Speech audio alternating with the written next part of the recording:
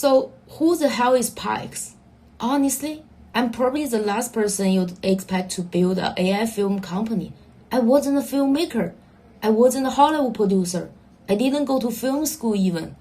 And I barely knew how a camera works. So why the hell did I end up building FizzDragon? Here's the weirdest part. I didn't fall in love with film. I fell in love with literature in the first place. I've always been obsessed with story, and I think that is where everything really started.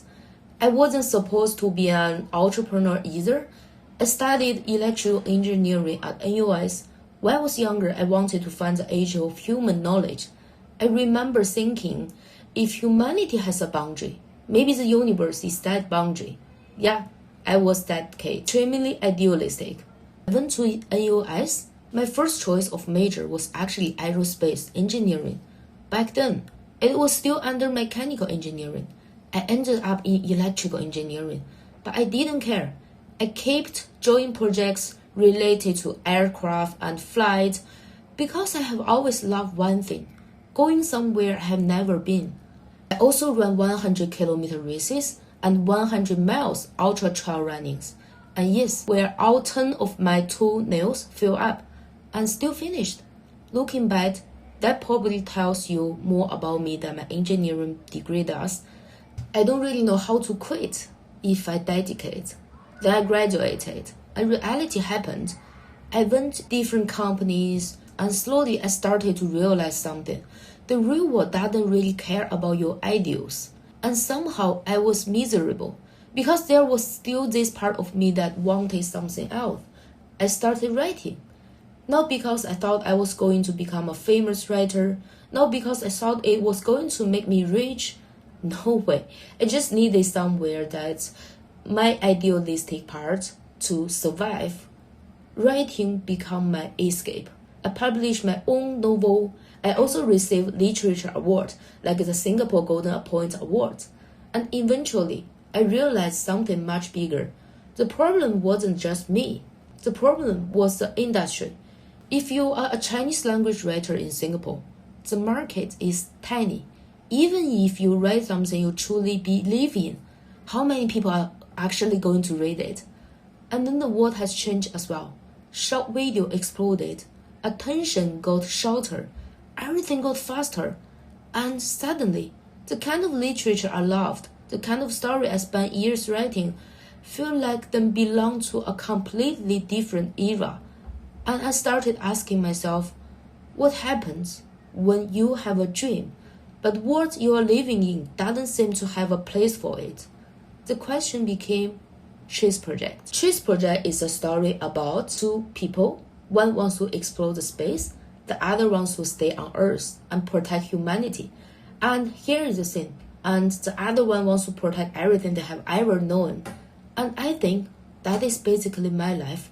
I've always wanted to go somewhere far away, to see what's beyond the horizon, to find out what's on the other side. But reality doesn't work like that. What's your next step? So, while everyone around me was getting promoted, making more money, building careers, and I was spending enormous time reading and practicing writing, I knew it wasn't practical, but I couldn't stop. Because sometimes you don't do something because it's useful. You do it because it's who you are. And then AIGC arrived. And suddenly, the thing that had made me feel powerless as a creator started to look like an opportunity. For the first time, I thought, wait, maybe no, I don't need to wait for someone to let me make stories. Maybe I can make them myself.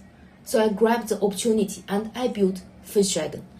People keep saying AI is going to take people's job, but I think we'll only look at the stage, like the actors, the directors, the stars, the people standing under the spotlight.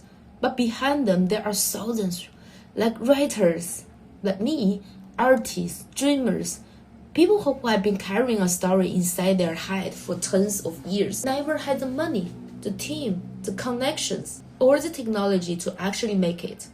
And here is the part I really believe. Even the people on the stage may one day want to tell their own story, not just perform someone else.